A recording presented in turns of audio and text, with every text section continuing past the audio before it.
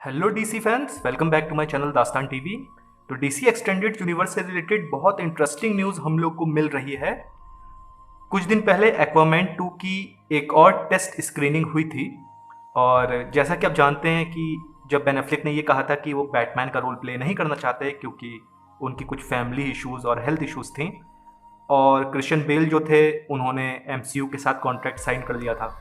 तो Warner brothers ने Michael Keaton को दोबारा रिटर्न कराए डीसी एक्सटेंडेड यूनिवर्स में, और माइकल कीटन का बैटमैन जैसा कि हम जानते हैं एक मेंटोर की तरह काम करेगा। और वार्नर ब्रदर्स अब बैट फैमिली को इंट्रोड्यूस करना चाहते हैं न्यू डीसी एक्सटेंडेड यूनिवर्स की टाइमलाइन में, जिसकी शुरुआत हो चुकी है। बैटगर्ल मूवी तो आ ही रही है और ये भी उम्मीद की जा रही है कि जल्दी ही हमें एक नाइटविंग की मूवी देखने को मिलेगी, बैटमैन बियॉन्ड की मूवी देखने को मिलेगी, जेसन टॉड रॉबिन की मूवी देखने को मिलेगी। फिर ये रिपोर्ट्स निकल के आई थी कि माइकल कीटन का जो बैटमैन है वो एक्वामैन 2 में कैमियो कर सकता है, लेकिन फिर जब रिलीज डेट को चेंज कर दिया गया था तो ये कहा जा रहा था कि शायद एक्वामैन 2 में से माइकल कीटन के सीन्स को काट दिया जाए, लेकिन गाइस ऐसा नहीं हो रहा है। एक्वामैन 2 की जो टेस्ट स्क्रीनिंग हुई है उसमें जो माइकल कीटन के सीन्स हैं उनसे रिलेटेड इन्फॉर्मेशन निकल के आई है। तो रिपोर्ट ये है कि एक्वामैन 2 में जो माइकल कीटन के सीन्स हैं वो दरअसल दो सीन्स हैं। पहला सीन ये है कि माइकल कीटन का जो बैटमैन है वो एक्वामैन से जब मिलता है और ये कहता है कि जो अर्थ का कोर है उसमें कुछ प्रॉब्लम हो रही है, यानी कुछ इश्यूज हैं अर्थ के कोर पे जो अर्थ की एग्जिस्टेंस को नुकसान पहुंचा सकता है, और बैटमैन यहाँ पे ब्लेम कर रहा है एटलांटियंस को इसके लिए। अब गाइज ये चीज़ बहुत ज़्यादा इंटरेस्टिंग है। इससे हमें एक बात पता चल रही है, या तो माइकल कीटन का बैटमैन और ये नई टाइमलाइन का जो एक्वामैन है ये या तो एक दूसरे को नहीं जानते कि एक दूसरे सुपर हीरोज एग्जिस्ट करते हैं, या एक दूसरे को जानते भी हैं तो इनके बीच में कोई बहुत अच्छा रिलेशन नहीं है, कोई क्लैश ऑफ आइडिया है। इसलिए आप देख रहे हैं माइकल कीटन का बैटमैन ब्लेम कर रहा है एटलांटियंस को अर्थ के कोर की प्रॉब्लम के लिए। अब दूसरा जो सीन है वो माइकल कीटन का एपिलॉग के दौरान है। एपिलॉग मतलब जब मूवी एंड हो जाएगी, एंड की फाइट कंप्लीट हो जाएगी, आर्थर करी एक स्पीच देगा, उसमें माइकल कीटन का अपीयरेंस है।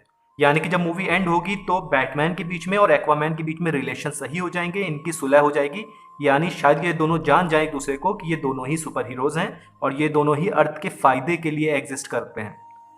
तो ये चीज़ बहुत ज़्यादा इंटरेस्टिंग गाइज है। और एक बात और, मुझे क्या लग रहा है गाइज कि फाइनल क्राइसिस या जो भी क्राइसिस मूवी वार्नर ब्रदर्स बनाने वाले हैं, शायद फर्स्ट स्टेप हमको दिख रहा है एक्वामैन 2 में।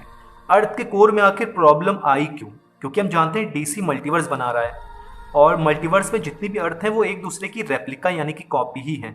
तो हो सकता है कि कोई ऐसी थ्रेट जो एक अर्थ को यानी मल्टीवर्स की एक अर्थ को परेशान कर रही है, जिसका असर मल्टीवर्स के सारी की सारी अर्थ्स पे दिख रहा है। हो सकता है कोई रैंडम अर्थ पे कोई प्रॉब्लम कर रहा हो कोई सुपर विलन, और उसका असर हमको ये वाली अर्थ यानी जो न्यू डीसी एक्सटेंडेड यूनिवर्स की टाइमलाइन है उसकी अर्थ पे भी दिख रहा है। ऐसा हो सकता है।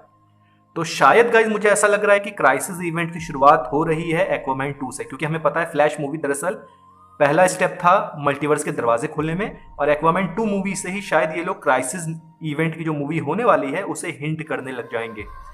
एक और चीज गाइज, अगर माइकल कीटन के सीन्स एक्वामैन 2 में से कट नहीं हो रहे हैं तो मुझे लग रहा है फ्लैश मूवी और एक्वामैन 2 मूवी एक दूसरे की रिलीज डेट को एक्सचेंज कर लेंगे, यानी फ्लैश मार्च में रिलीज हो जाएगी और एक्वामैन जून में रिलीज होगी।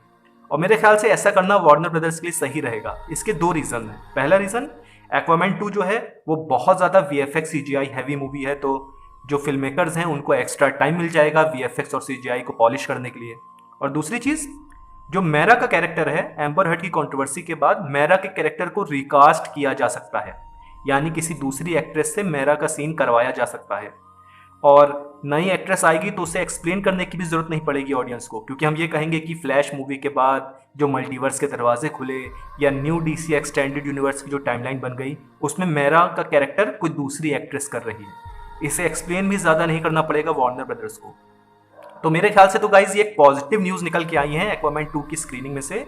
और माइकल कीटन एटलांटियन को ब्लेम कर रहा है अर्थ के कोर की प्रॉब्लम के लिए, यानी कि ये बात कन्फर्म है कि या तो बैटमैन एक्वामैन को जानता नहीं है, या जानता भी है तो इनके बीच में क्लैश ऑफ आइडियाज हैं जो मूवी के एंड में जाके सही हो जाएंगे।